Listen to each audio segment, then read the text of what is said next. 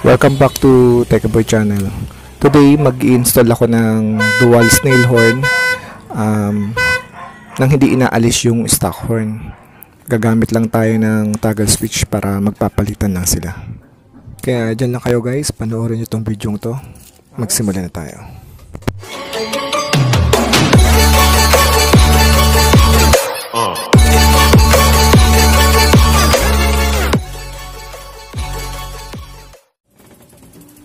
Okay, ang first step ay i-mount muna lahat ng kailangan. I-mount muna natin itong dual snail horn, itong toggle switch.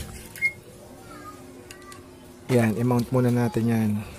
So, dapat pag-isipan nyo muna kung saan nyo ilalagay. Yung stock horn, dyan pa rin, hindi na natin gagalawin yan. Hindi natin aalisin sa pwesto yan.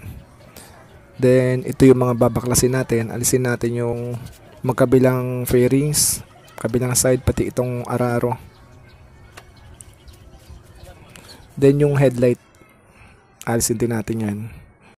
Siya nga pala mga parekoy, meron tayong FB page. Search nyo lang Tekeboy on Wheels. Paki-like and follow na rin kasi nag-upload din ako doon ng mga ito yung diagram nitong horn na to, ilalagay ko to doon. Paki-support na lang rin guys. Then itong relay, balik tayo itong relay ipwesto na rin natin yan. Sa magiging pwesto ng relay at nung snail horn guys, kayo na maghanap ng magandang pwesto, depende sa inyo kung saan nyo ilalagay yan. Ang importante is masundan nyo yung wirings, lalo na sa relay. After natin ma-mount lahat, so wirings na tayo guys. Dito sa stock busina, hugutin nyo lang muna yung kulay black na wire. Yan yung negative ng linya. Then focus tayo sa mga wires ng toggle switch. May tatlong wire yan, dalawa yung on, nasa gitna yung off. Yung off wire na yan, dugtungan nyo ng wire yan, then patakbuhin nyo papunta sa negative ng stock busina, yung black wire na hinugot natin kanina.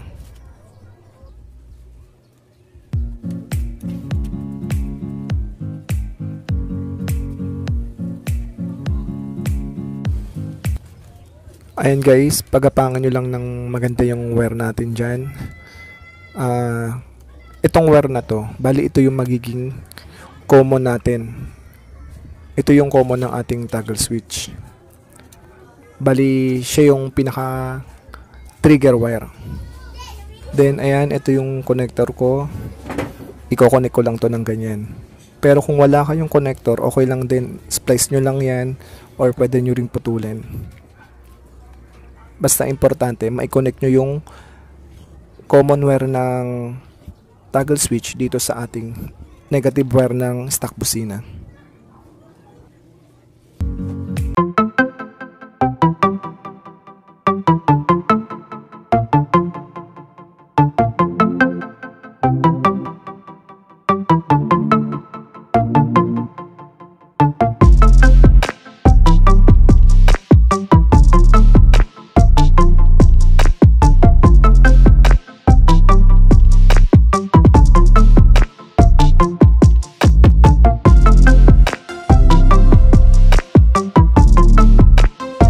Itong on naman ng toggle switch, unahin natin yung nasa taas.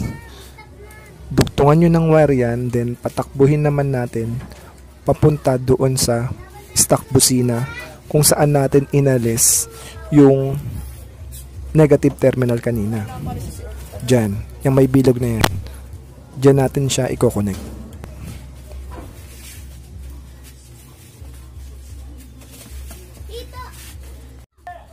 Patakbuhan nyo lang ulit ng wire yan. Make sure lang guys na hindi magiging abala sa paglit.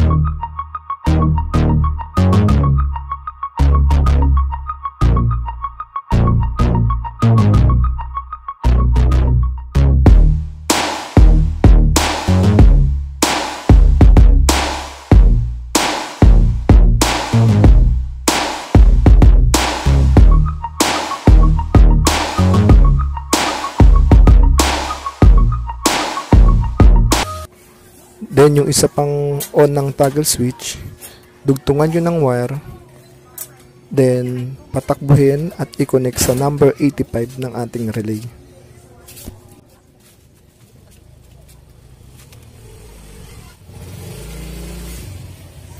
Yung number 85 at number 86 ng relay, yan ang trigger.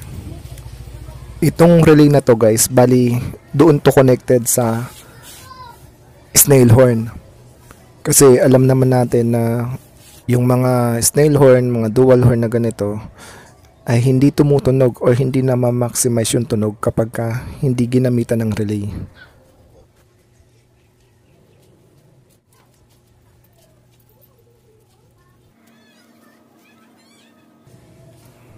Okay, tapos na tayo sa wiring ng ating toggle switch. Pwede nyo nang balutan ng electrical tape yan para mas maganda tingnan guys. Next, focus naman tayo sa mga wires nitong relay. Ayan, focus naman tayo dyan. Okay, unahin na natin tong number 86 wire. Itatap natin yan sa positive wire, sa ating accessories wire. About sa relay lang guys, yung 85 and 86, yan yung trigger na tinatawag. Walang polarity yan. Kahit magkapalit yung negative and positive sa 85 or 86, walang problema. Dito sa case natin naman, sa positive line natin tinap itong 86 dahil naalala nyo yung 85 sa toggle switch natin itinap, which is connected sa negative dahil i-connect natin yung common niya doon sa negative terminal ng busina. Ang tanong, bakit sa negative terminal ng busina tayo kumonek, hindi sa positive? Yun ay dahil yung negative line doon connected yung ating switch ng busina. Negative trigger kasi itong busina ng Kawasaki Fury 125. Unlike sa ibang motor like Honda, positive trigger naman sila. So ayan, naitap ko na yung number 86 ng relay sa accessory wire. Yung accessory wire ng ating Fury, itong kulay brown, nasa may susian yan. Next wire, yung number 87. Ito naman yung ating load. I-connect natin yung wire na to direkta sa ating dual horn. So dalawa yung busina na yan, kaya dalawa rin yung wire na kailangan natin. Dalawa yung wire na yan, pero magkasama yan sa iisang paan ng relay, yung number 87. Dugtungan nyo lang ng wire, then patakbuhin doon sa magkabilang busina. Basta pare ko, kung meron kayong katanungan or hindi maintindihan, mag-comment lang kayo dyan sa baba. Or pwede nyo akong mahanap sa Facebook. Search nyo lang Techie Boy on Wheels. Yun, chat nyo ako doon. May nauna na nga pala akong video tutorial na in-upload regarding rin sa installation ng dual horn. Click nyo lang tong link na to. Pwede nyo panoorin to mga pare ko, dagdag idea din. So ayan, naikabit ko na yung unang linya ng ating busina. Itong linya na to, bali positive line ito. Ikabit na rin natin yung linya ng kabilang busina. Bali itong linya na to guys, galing pa rin to sa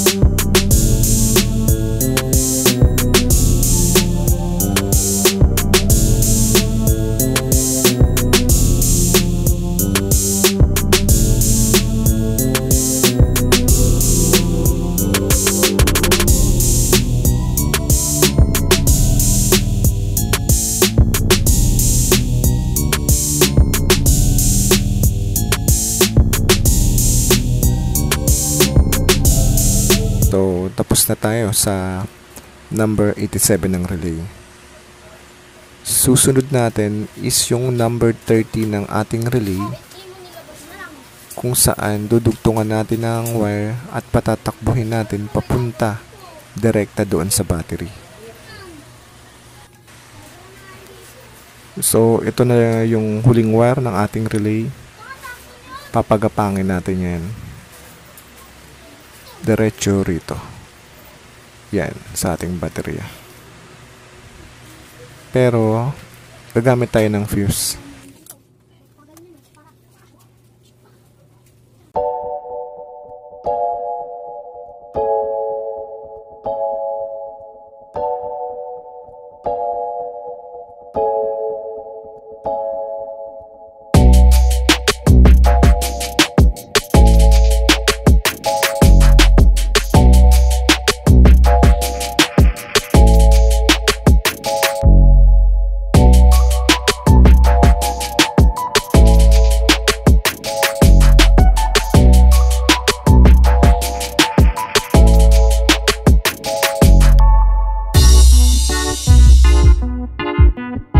Wire na to guys, pwede nyong paikutan ng electrical tape.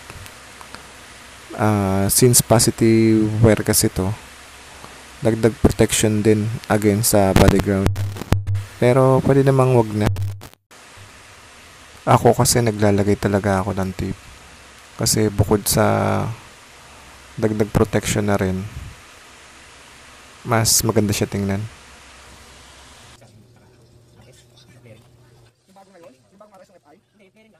Lusot nyo lang yung wire dyan sa gilid ng fairing sa likod. Hindi na kailangang baklasin yan.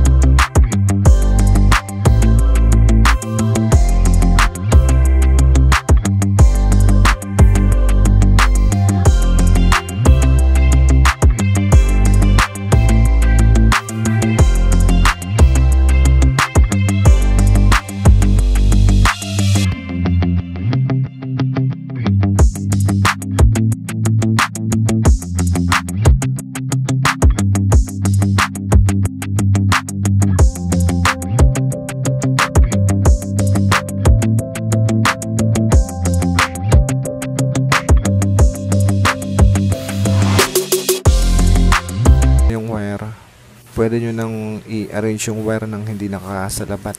Saka, mas maganda kung may cable tie kayo. Ayan, kompleto na yung wirings ng ating relay. Pwede nyo nang balutan ng electrical tape yung relay sa socket. Pati itong wire na to, paikutan nyo rin ng electrical tape para naka-arrange ng maayos yung wire. Ngayon, balik tayo sa ating dual horn. Kanina, binigyan na natin siya ng positive connection, yung 87 ng relay. Bali, kulang na lang siya ng negative connection. Bibigyan natin siya ng negative connection sa body ground na lang. Kukonect natin siya sa body ground.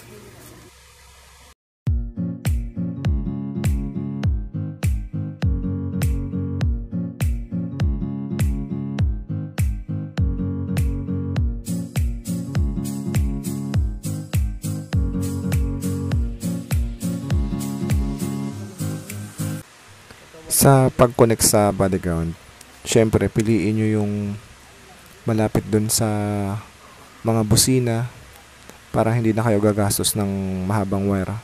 Itong sa akin, tingnan nyo, sa mismong tinornilyuhan ng busina, dun na ako kumuha ng body ground.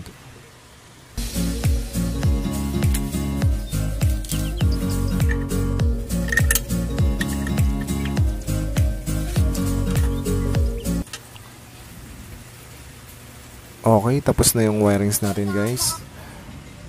I-arrange na lang yung wire, balutan ng electrical tape yung mga dapat balutan. Then, make sure na walang wire na makakabala sa ating manibela sa pagliko at pagmaniobra.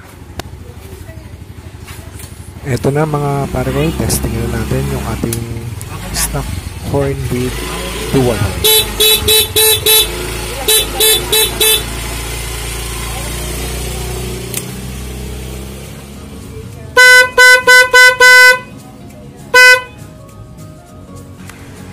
Yun lang guys, salamat sa panonood.